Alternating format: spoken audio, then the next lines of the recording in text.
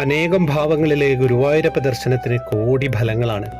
ഭൂലോക വൈകുണ്ഠം എന്ന് പ്രസിദ്ധിയാർജിച്ച ഗുരുവായൂർ ക്ഷേത്രത്തിൻ്റെ മഹാത്മ്യം വളരെ മഹത്വമുള്ളതാണ്. സ്രഷ്ടാവായും രക്ഷിതാവായും ഭക്തർക്ക് അഭയവും ആശ്രയവുമായി ആനന്ദമൂർത്തിയായ ഉണ്ണിക്കണ്ണൻ അവിടെ വിളങ്ങുന്നു.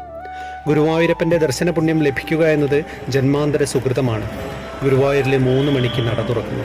നിർമാല്യ ദർശനം മുതൽ തൃപ്പുക വരെയുള്ള സമയങ്ങളിൽ ഭഗവാൻ വിവിധ ഭാവങ്ങളിലാണ് ദർശനം നൽകുന്നത്.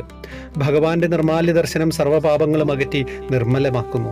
വാകച്ചാർത്ത് ദർശിച്ചാൽ അരിഷ്ടതകൾ മാറുന്നതാണ്.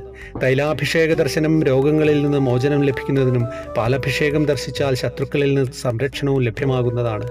ബാലഗോപാല ഭാവത്തിലുള്ള ഭഗവാന്റെ രൂപം ദർശിച്ചാൽ സന്താനങ്ങൾക്കുള്ള ദുരിതം മാറുന്നതാണ്. ശംഖാഭിഷേകം ദർശിച്ചാൽ ഫലം ധനാഭിവൃദ്ധിയാണ്. മനസമാധാനത്തിനും നേത്രരോഗ ശമനത്തിനും പന്തീരടി പൂജ കണ്ട് തൊഴുന്നത് ഉത്തമമാണ്. ശീവേലി ദർശനം കേസ് വഴക്കുകൾ എന്നിവയിൽ വിജയിക്കുന്നതിന് സഹായമാകുന്നതാണ്. ശ്രീഭൂതബലി ദർശനം സന്താനലബ്ധി ധനസമൃദ്ധി എന്നിവ ലഭ്യമാക്കുന്നു. ദീപാരാധന തൊഴുന്നത് ദാമ്പത്യ വിജയത്തിനും പ്രണയസാഫല്യത്തിനും ഉത്തമമാണ്. അത്താഴപൂജ സമയത്ത് ഭഗവാനെ ദർശിച്ചാൽ ദാരിദ്ര്യശമനം രോഗശമനം കീർത്തി എന്നിവ ലഭ്യമാകുന്നതാണ്.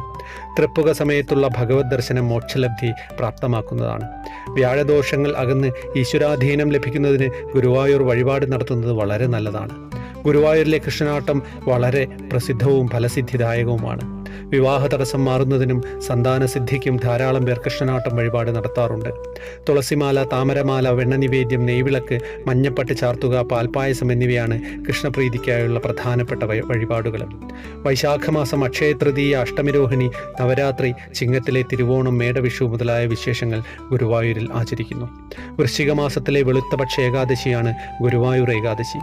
ഏകാദശി ദിവസം വ്രതമെടുത്ത് തുളസീദളങ്ങളാൽ ഭഗവാനെ പൂജിക്കുന്നവർക്ക് കോടി യാഗാനുഷ്ഠാന പുണ്യഫലങ്ങൾ ലഭിക്കുന്നതാണ്.